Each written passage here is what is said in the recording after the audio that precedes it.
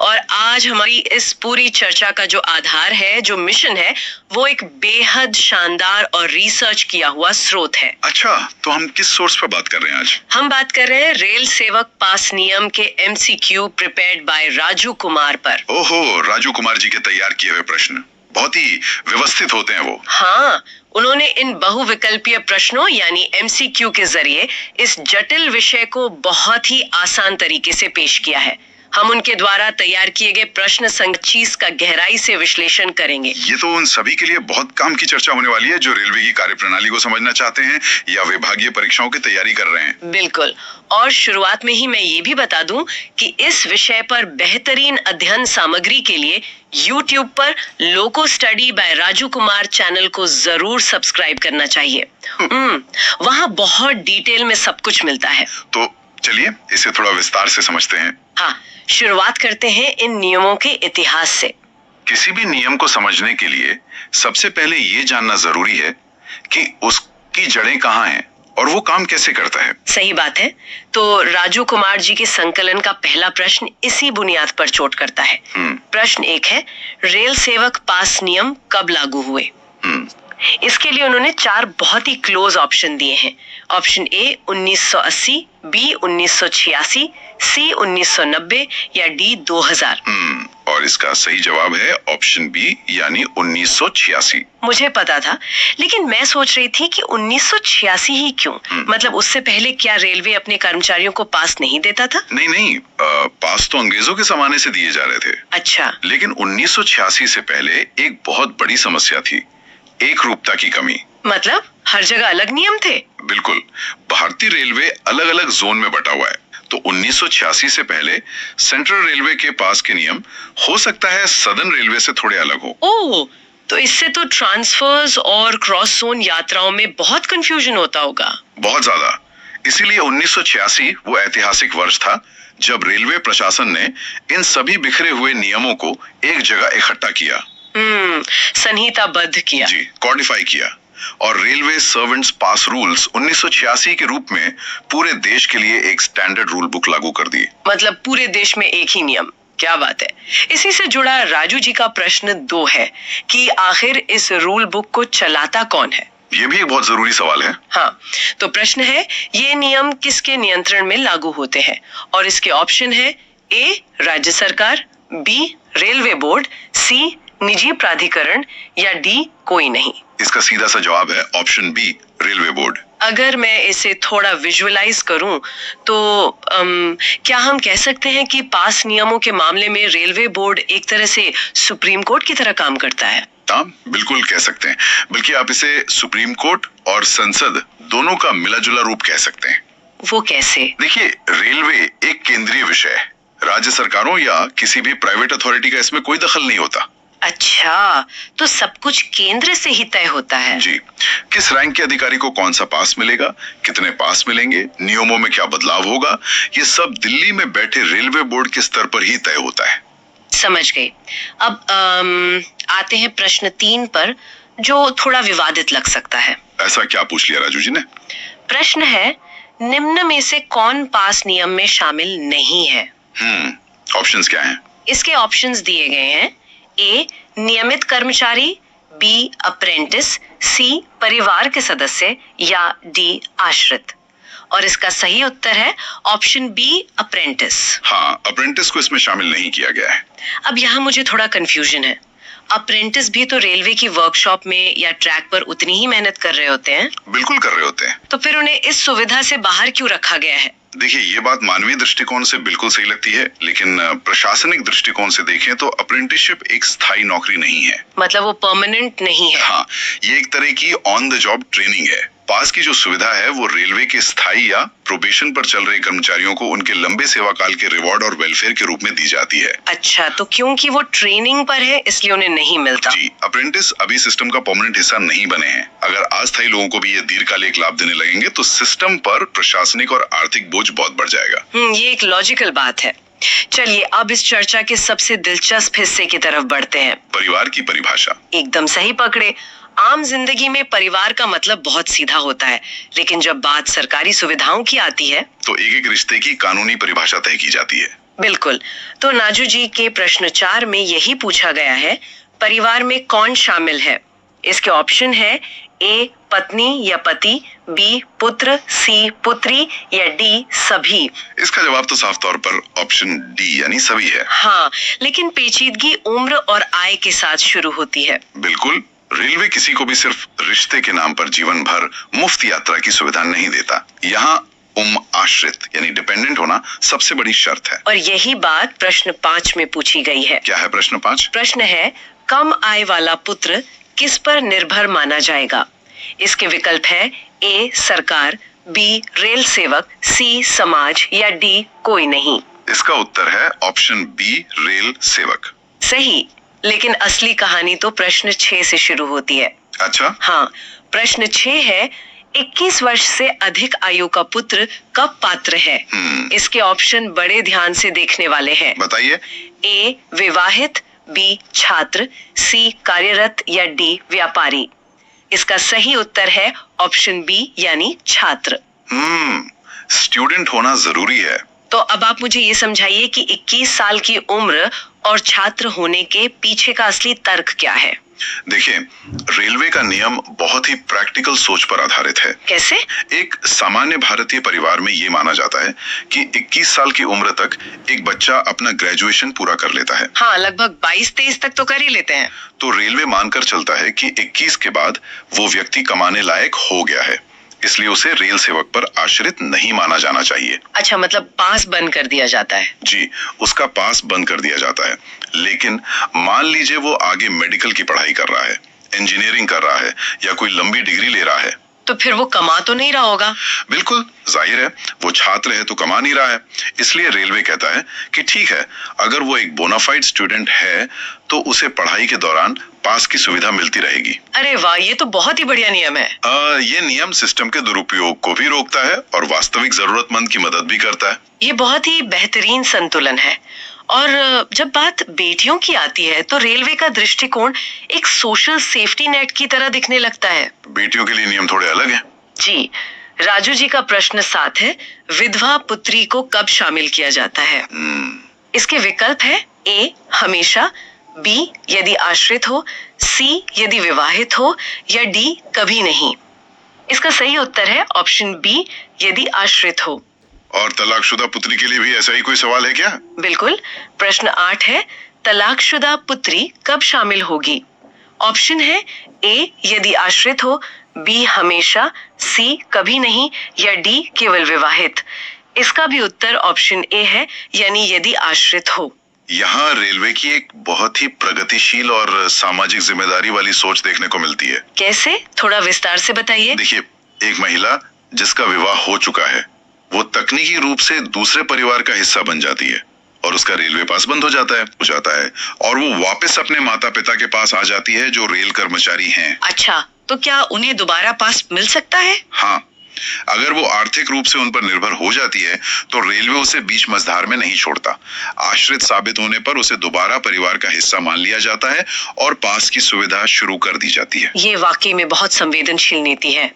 अब जरा अन्य रिश्तेदारों की बात करते हैं। रिश्तेदारों में भी काफी कैटेगरीज होती हैं। हाँ, प्रश्न 9 है, आश्रित रिश्तेदार में कौन शामिल है? विकल्प है ए माता, बी पिता, सी बहन या डी सभी। इसका उत्तर डी सभी है। सभी आते हैं इसमें। और इसी से जुड़ा है प्रश्न 10, अविवाहित बहन किस श्रेणी में आती है? इसके ऑप्शंस क्या दिए? ऑप्शन है ए परिवार, बी आश्रित रिश्तेदार, सी कर्मचारी या डी कोई नहीं। इसका सही उत्तर है ऑप्शन बी आश्रित रिश्तेदार। तो यहाँ परिवार और आश्रित रिश्तेदार दो अलग अलग कैटेगरी हो गई। बिल्कुल, रेलवे में फैमिली और डिपेंडेंट रिलेटिव्स के बीच एक स्पष्ट लकीर खींची गई है। अच्छा, तो दोनों में फर्क क्या है? पास में शामिल होने वाले सदस्यों की संख्या और शर्तें इस बात पर निर्भर करती हैं कि व्यक्ति परिवार की मूल परिभाषा में है या आश्रित रिश्तेदारों की सूची में। समझ गई। और इन सब में आश्रित होने की एक गणितीय परिभाषा है जो राजू जी के 11वें प्रश्न में बहुत ही सटीकता से पूछी गई है। हाँ, इनकम लिमिट वाली बात। जी, मुझे लगता है ये पूरे पास नियम का सबसे महत्वपूर्ण सवाल है। प्रश्न 11, आश्रित की आय सीमा किससे जुड़ी है?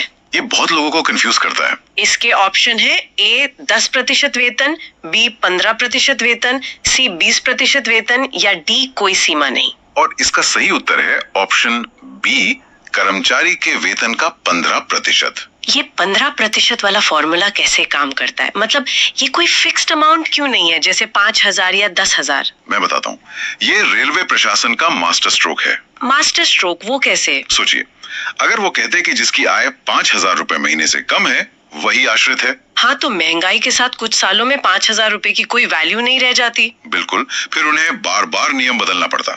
इसकी जगह उन्होंने एक डायनामिक यानी हमेशा बदलने वाला फॉर्मूला बना दिया। ओहो। उन्होंने इसे कर्मचारी के मूल वेतन यानी बेसिक पे के 15% से जोड़ दिया। तो अगर किसी की बेसिक पे 60,000 है तो उसका 15% हुआ 9,000 रुपए। ठीक है। अब अगर कर्मचारी के पिता की कोई पेंशन आ रही है और वो पेंशन 9,000 रुपए से कम है तो पिता आश्रित माने जाएंगे। और अगर 9,000 से ज्यादा है तो आश्रित नहीं माने जाएंगे। एकदम सही। और इस आप सबसे अच्छी बात बताए क्या है? क्या? जैसे जैसे कर्मचारी का प्रमोशन होगा उसकी बेसिक पे बढ़ेगी। तो ये लिमिट भी अपने आप ऊपर चली जाएगी? बिल्कुल, ये एक ऑटो एडजस्टिंग मैकेनिज्म है। ये महंगाई भत्ते यानी डीए के साथ भी एडजस्ट होता है। क्या बात है। ये सुनिश्चित करता है कि आर्थिक निर्भरता का पैमाना हमेशा अप टू डेट रहे। जी। चलिए, अब जब हमने ये समझ लिया कि पास किसके लिए है, तो अब ये समझते हैं कि पास क्या है। ये भी बहुत जरूरी बेसिक कॉन्सेप्ट है। हाँ। प्रश्न 12, पास का अर्थ क्या है? ऑप्शन दिए गए हैं A paid ticket, B free travel authority, C reservation या डी कोई नहीं। उत्तर option B, free travel authority. और फिर आता है प्रश्न 13, सुविधा टिकट आदेश यानी पीटीओ क्या है? पीटीओ। इसके विकल्प है ए फ्री टिकट, बी रियायती टिकट, सी पेड टिकट या डी कोई नहीं। इसका उत्तर है ऑप्शन बी, रियायती टिकट। यहाँ पास और पीटीओ यानी प्रिविलेज टिकट ऑर्डर के बीच का अंतर समझना बहुत जरूरी है। अगर मैं इसे स्कूल कॉलेज की भाषा में समझाऊं, हाँ बताइए। तो क्या हम कह सकते हैं कि पास एक 100% फुल स्कॉलरशिप है जहां पढ़ाई की कोई फीस नहीं देनी, यानी यात्रा पूरी तरह मुफ्त है। सही है। और पीटीओ एक तरह की पार्शियल स्कॉलरशिप या 66% का डिस्काउंट कूपन है जहां यात्रा के लिए टिकट की मूल कीमत का सिर्फ 1/3 हिस्सा देना होता है। ये बहुत ही सटीक एनालॉजी है। पास में आपका बेसिक किराया 0 होता है, हालांकि कुछ मामूली टैक्स या सरचार्ज लग सकते हैं। जबकि पीटीओ में आप टिकट का 1/3 हिस्सा अपनी जेब से भरते हैं। दोनों के अपने अपने कोटा होते हैं जो कर्मचारी की सर्विस के सालों पर निर्भर करते हैं। आगे बढ़ते हैं। प्रश्न 14, रेल सेवक किसे कहते हैं? इसके क्या विकल्प है? ऑप्शन है ए ठेकेदार, बी रेलवे के अधीन सरकारी कर्मचारी, सी निजी कर्मचारी या डी कोई नहीं। उत्तर स्पष्ट है, ऑप्शन बी रेलवे के अधीन काम करने वाला सरकारी कर्मचारी। बिल्कुल। अब पास के प्रकार पर आते हैं। प्रश्न 15 है, पास के प्रकार कितने हैं? ऑप्शन ए 3, बी 5, सी 7 या डी 10।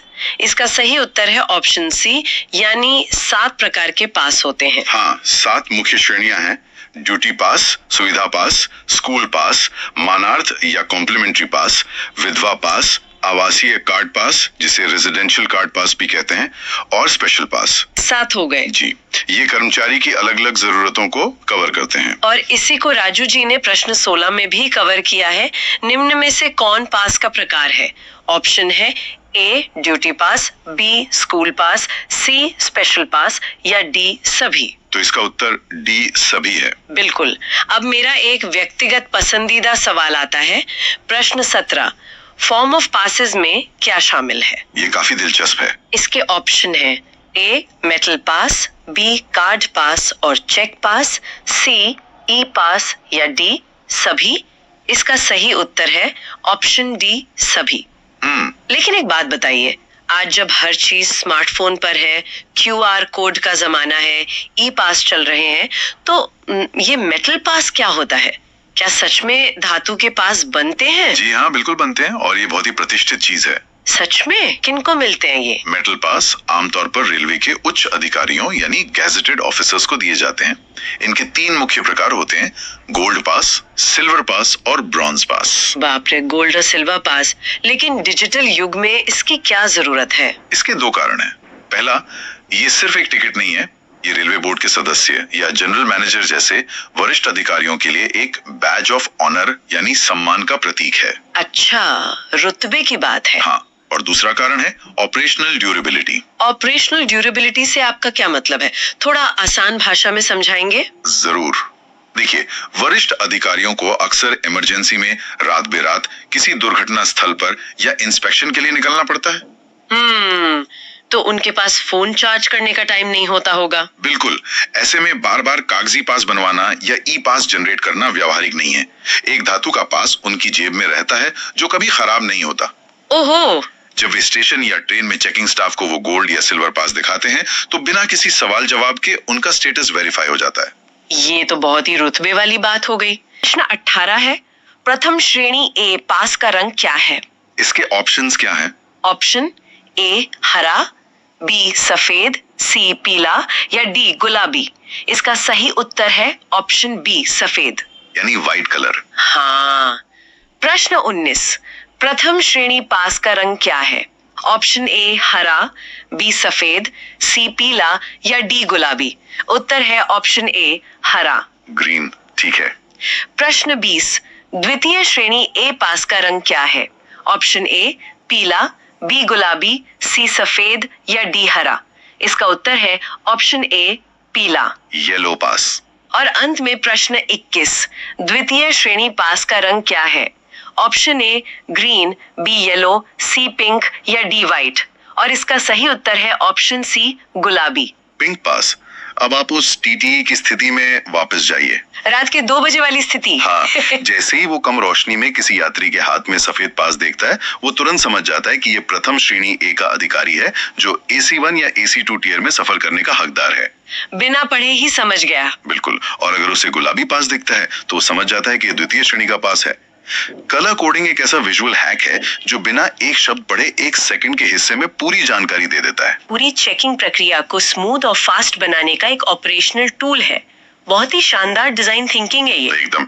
चलिए अब अपने आखिरी सेगमेंट की ओर बढ़ते हैं, जहां राजू जी ने पास की वैधता और लिमिट्स को लेकर सवाल किए हैं। क्योंकि हर सुविधा की एक एक्सपायरी डेट और सीमा तो होती है। सही कहा। प्रश्न 22 है, पीटीओ की वैधता कितनी होती है? इसके ऑप्शंस हैं ए 1 महीना, बी 2 महीने, सी 4 महीने या डी 6 महीने। इसका सही उत्तर है ऑप्शन सी 4 महीने। 4 महीने की वैलिडिटी होती है। फिर आता है प्रश्न 23, स्कूल प्रमाण पत्र कब जमा करना होता है? हमने पहले बात की थी ना कि 21 साल से ऊपर का बेटा अगर छात्र है तो उसे पास मिलता है। हाँ, तो उसका प्रूफ कब देना होता है, ये सवाल है। जी, इसके विकल्प है ए मासिक, बी वार्षिक, सी साप्ताहिक या डी कभी नहीं। इसका सही उत्तर है ऑप्शन बी वार्षिक यानी ईयरली, साल में एक बार। और प्रश्न 25, पास में अधिकतम कितने सदस्य शामिल हो सकते हैं? ऑप्शंस दिए गए हैं ए 3, बी 4, सी 5 या डी 6। इसका सही उत्तर है ऑप्शन सी यानी अधिकतम 5 सदस्य। 5 सदस्यों की लिमिट। अब मुझे यहाँ एक सवाल पूछना है। पूछिए। मान लीजिए किसी के परिवार में माता पिता, पत्नी और 3 बच्चे मिलाकर कुल 7 लोग हैं। तो क्या रेलवे उन्हें पास नहीं देगा? ये 5 सदस्यों की लिमिट क्यों लगाई गई है? देखिए, ये लिमिट सीधे तौर पर रेलवे नेटवर्क को ओवरलोड होने से बचाने के लिए डिजाइन की गई हैं। अच्छा। भारत में लाखों रेल कर्मचारी हैं। अगर पास में सदस्यों की संख्या असीमित कर दी जाए तो छुट्टियों के मौसम में सिर्फ रेलवे कर्मचारी और उनका परिवार ही पूरी ट्रेन भर देंगे। ये तो है।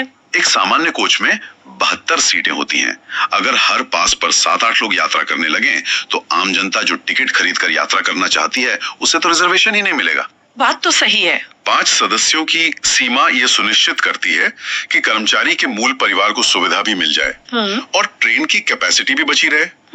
हालांकि आश्रित रिश्तेदारों को छोड़कर कुछ विशेष परिस्थितियों में मूल परिवार के सदस्यों के लिए छूट का प्रावधान भी होता है, लेकिन एक सामान्य नियम के तौर पर 5 की लिमिट सिस्टम को बैलेंस रखती है। और यही लॉजिक पीटीओ की 4 महीने की वैधता पर भी लागू होता होगा। बिल्कुल। अगर आप 4 महीने की वैधता नहीं रखेंगे और इसे असीमित कर देंगे तो लोग अपने पीटीओ जमा करते रहेंगे और फिर एक साथ इस्तेमाल करेंगे। हाँ, फिर अचानक से किसी त्योहार पर लाखों लोग एक साथ यात्रा करने आ जाएंगे और पूरा रिजर्वेशन सिस्टम क्रैश हो जाएगा। 4 महीने का समय एक ट्रिप प्लान करने के लिए बहुत होता है। आज राजू कुमार की सूची का 26वां प्रश्न यानी क्वेश्चन 26 सीधे इसी मुद्दे पर आता है। प्रश्न है कि सुविधा पास, जिसे प्रिविलेज पास कहा जाता है, वो किसके लिए होता है? अच्छा, तो इसका सही उत्तर है विकल्प सी, employ plus family.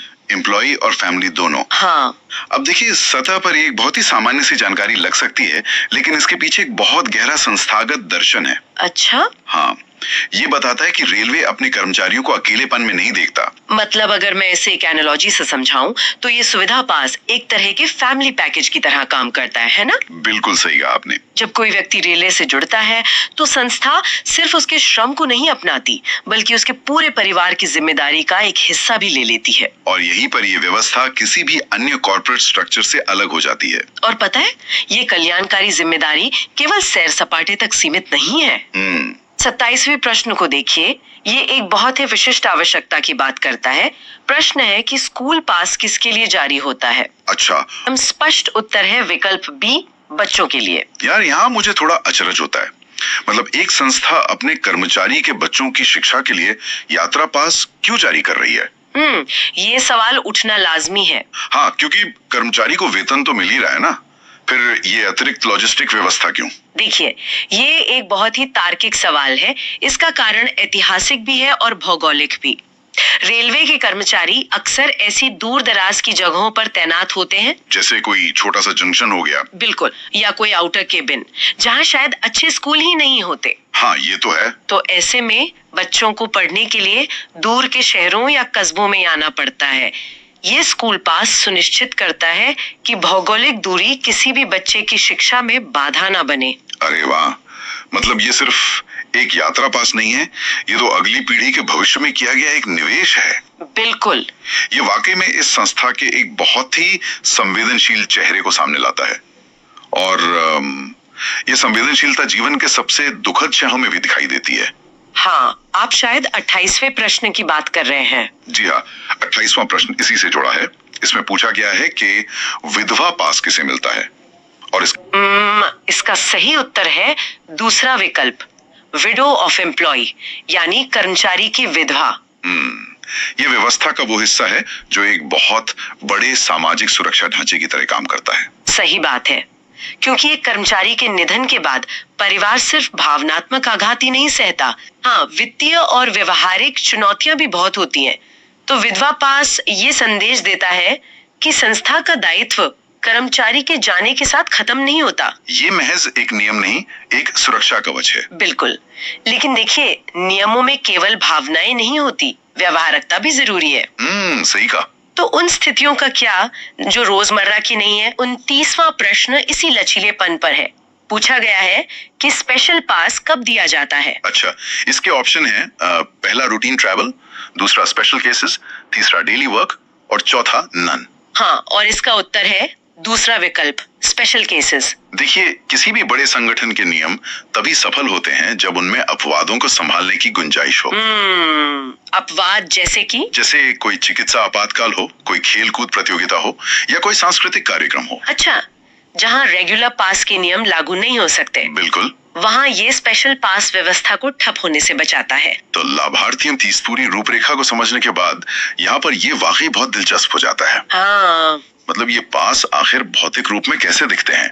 Raju Kumar की सामग्री का 30वां प्रश्न एक ऐसे पास के बारे में पूछता है जो अब एक तरह से किंवदंती बन चुका है। अरे हाँ, मेटल पास। जी, प्रश्न है धातु पास या मेटल पास किस रूप में होता है? विकल्प है ए पेपर, बी कार्ड, सी मेटल प्लेट या डी डिजिटल। और इसका सही उत्तर है विकल्प सी, मेटल प्लेट। अगर कोई इसके ऐतिहासिक संदर्भ को समझे ना, तो ये किसी पदक या बैट जैसा लगता है। हाँ, पुराने समय में तो ये धातु का पास केवल यात्रा का साधन नहीं था। बिल्कुल नहीं, ये एक बहुत बड़े अधिकार और रुतबे का प्रतीक हुआ करता था। एकदम सही। एक जमाने में जब कोई अधिकारी टिकट चेकर को वो भारी सी धातु की प्लेट दिखाता था तो उसका एक अलग ही प्रभाव होता था। हाँ, वो ब्रिटिश काल के उस भारी भरकम और पदानुक्रमित ढांचे की याद दिलाता है। लेकिन अब समय काफी बदल चुका है और रेलवे खुद को कैसे बदल रहा है, ये हमें 31वें प्रश्न से पता चलता है। प्रश्न है कि ई पास क्या है? हाँ, और इसके विकल्प है, पहला प्रिंटेड पास, दूसरा ऑनलाइन जनरेटेड पास, तीसरा मेटल पास और चौथा कार्ड।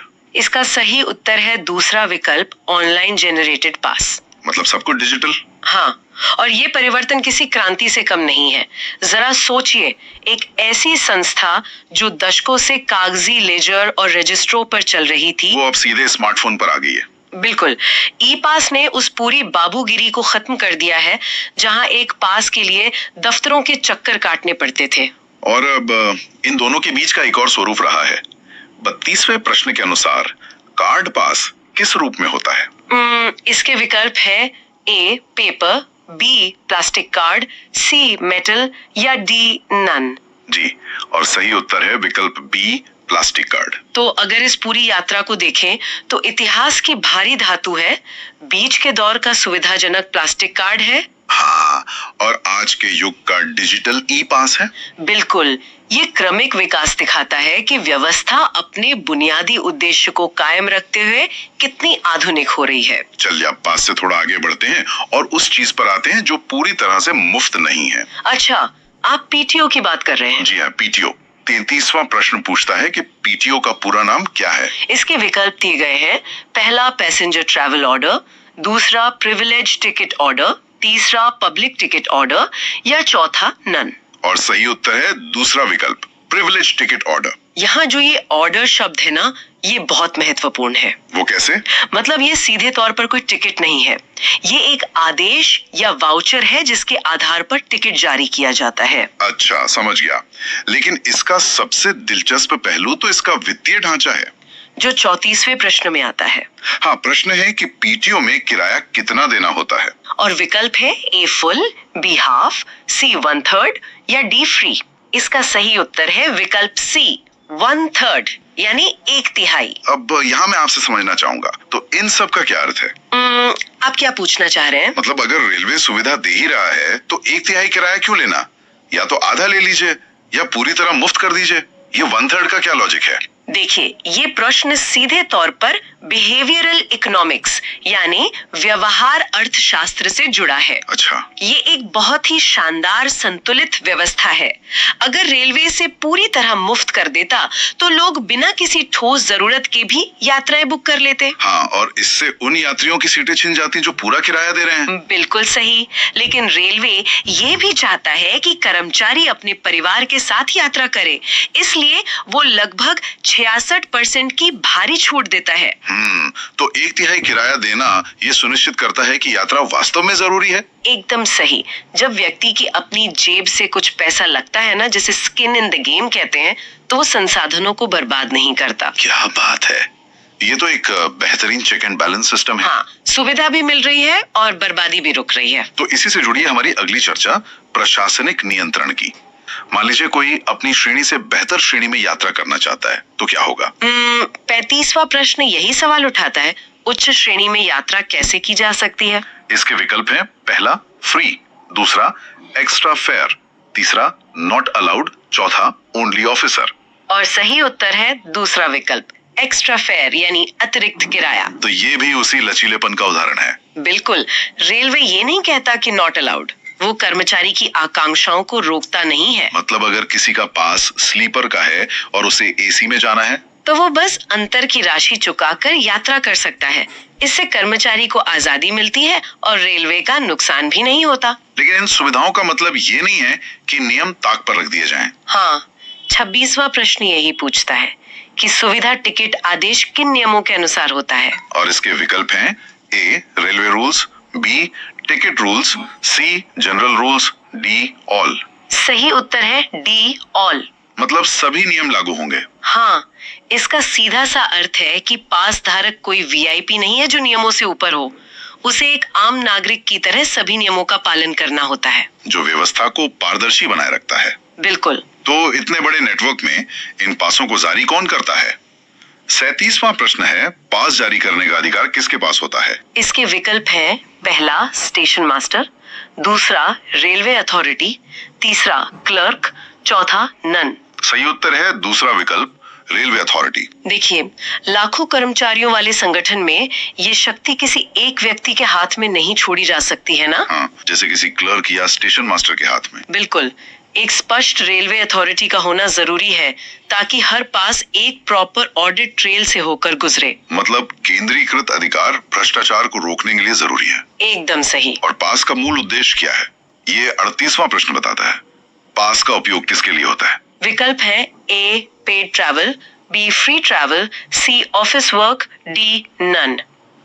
उत्तर है बी फ्री ट्रैवल। सुनने में ये बहुत सीधा सा लगता है। हाँ, लेकिन जरा इस मुफ्त यात्रा के पैमाने के बारे में सोचिए। लाखों कर्मचारी और उनके परिवार देश भर में यात्रा कर रहे हैं। बहुत बड़ा पैमाना है। इसी वजह से 39वां प्रश्न मुझे बहुत दिलचस्प लगता है। क्या पास का दुरुपयोग किया जा सकता है? और इसके विकल्प है A yes, B no, C sometimes, D allowed. आधिकारिक उत्तर है विकल्प बी नो। ये बहुत महत्वपूर्ण है।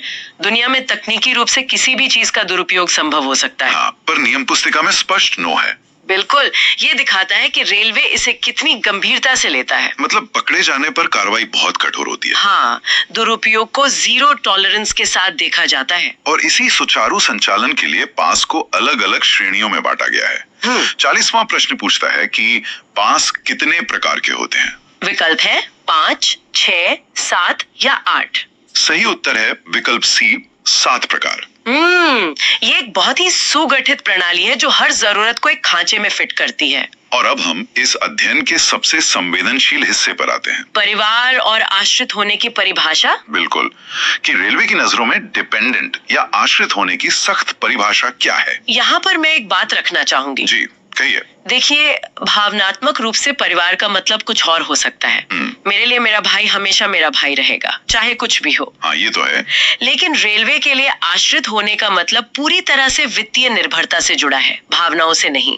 बिल्कुल सही कहा आपने। तो 41वां प्रश्न देखते हैं। आश्रित रिश्तेदारों में भाई कब शामिल होता है? इसके विकल्प है पहला ऑलवेज, दूसरा इफ अर्निंग, तीसरा इफ डिपेंडेंट और चौथा नेवर। सही उत्तर है तीसरा विकल्प इफ डिपेंडेंट। ये इस बात का बेहतरीन उदाहरण है कि कैसे व्यवस्था भावनाओं पर नहीं बल्कि कठोर तथ्यों पर काम करती है। मतलब अगर भाई खुद कमा रहा है तो वो रेलवे की नजर में आश्रित नहीं है, भले ही वो कर्मचारी के साथ एक ही छत के नीचे रहता हो। संसाधनों का आवंटन केवल आवश्यकता के आधार पर होता है। एकदम सही। इसी तरह माता के लिए भी नियम बेहद स्पष्ट है। 42वां प्रश्न पूछता है, माता को कब आश्रित माना जाता है? विकल्प है पहला ऑलवेज, दूसरा इफ इनकम लेस, तीसरा इफ वर्किंग, चौथा नेवर। उत्तर है दूसरा विकल्प इफ इनकम लेस।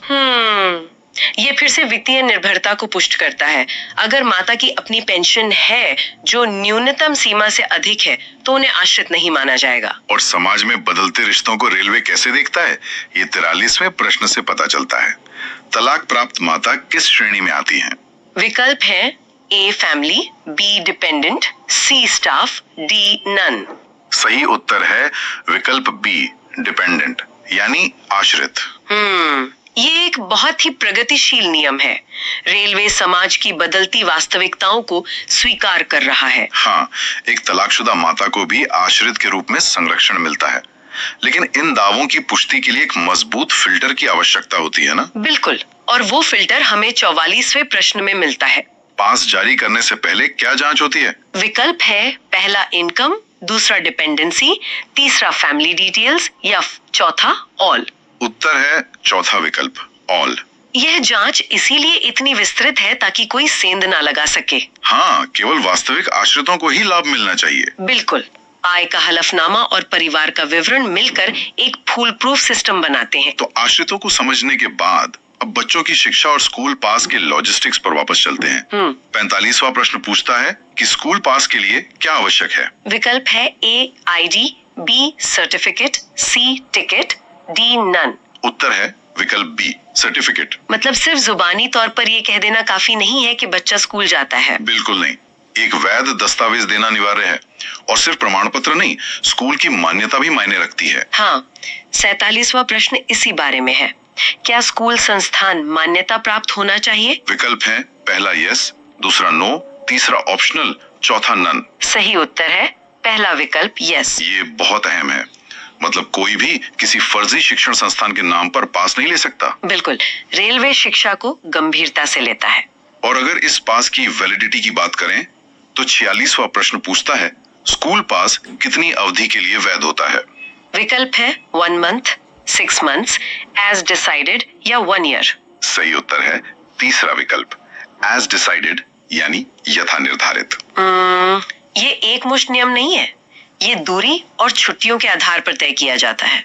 चलिए, पास के प्रकार और पात्रता तो समझ आ गई। अब जरा यात्रा के दौरान चुने जाने वाले मार्ग यानी रूट के लॉजिस्टिक्स को डिकोड करते हैं। अच्छा। 48वां प्रश्न है, पास में दूरी का क्या नियम है? विकल्प है पहला फिक्स्ड, दूसरा फ्लेक्सिबल, तीसरा रूट बेस्ड, चौथा नन। सही उत्तर है तीसरा विकल्प, रूट बेस्ड। ये बहुत तार्किक प्रतिबंध है, मतलब कोई पास लेकर पूरे देश का गोल चक्कर नहीं लगा सकता। हाँ, पास हमेशा एक विशिष्ट और छोटे मार्ग के लिए जारी होता है। मैं तो इसे एक जीपीएस नेविगेशन की तरह देखता हूँ। वो कैसे? जब कोई गंतव्य तय किया जाता है तो जीपीएस सबसे छोटा रास्ता ही दिखाता है ना। आप बेवजह लंबा रास्ता नहीं चुन सकते। अच्छा, हाँ, बिल्कुल सही एनालॉजी है। लेकिन क्या इसमें कोई अपवाद है? इसी से जुड़ा है हमारा अंतिम 50वां प्रश्न, लंबा मार्ग कब स्वीकार किया जाता है? विकल्प है A always, B if shorter not possible, C never, D only officer. सही उत्तर है विकल्प B, if shorter not possible, यानी यदि छोटा मार्ग संभव ना हो। ये व्यवहारिकता का बेहतरीन उदाहरण है। मतलब अगर छोटे मार्ग पर ट्रेनें उपलब्ध ही नहीं है, केवल तभी लंबे मार्ग से यात्रा की अनुमति दी जाती है। सुविधा दी जाएगी लेकिन मितव्ययी तरीके से। क्या बात है। तो श्रोताओं के लिए ये जानना दिलचस्प होगा कि आज की इस पूरी चर्चा का सार क्या निकला। बहुत कुछ समझने को मिला। हमने देखा कि कैसे राजू कुमार के एमसीक्यू केवल उत्तरों की सूची नहीं है। सुविधा पास एक फैमिली पैकेज की तरह है। 1/3 किराए वाला पीटीओ व्यवहार अर्थशास्त्र है और आश्रित की सख्त परिभाषा एक न्याय संगत प्रणाली बनाती है। ये विभाग अपने आप में एक मिनी वेलफेयर स्टेट है। बिल्कुल।